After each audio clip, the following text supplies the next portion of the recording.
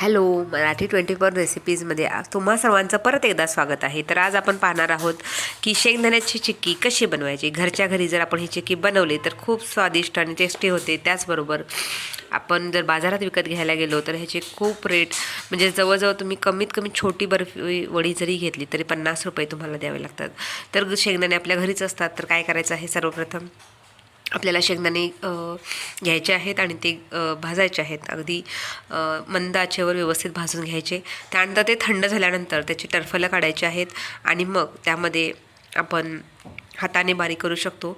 तर टरफले काढून आपण एका दोन असे त्याचे भाग करायचे आहेत आणि त्याच्यामुळे हे भाग करून झाले की टरफले स्वच्छ केली तर मग त्यानंतर आपल्याला काय करायचं आहे जेवढं सपोज आता आपण एक वाटी शेंगदाण्याचा डाळी घेतलेली आहेत, म्हणजे ज्यामध्ये 2 भाग केलेले आहेत असे शेंगदाण्याच्या डाळी म्हणतो आपण त्याला. तर असे एक वाटी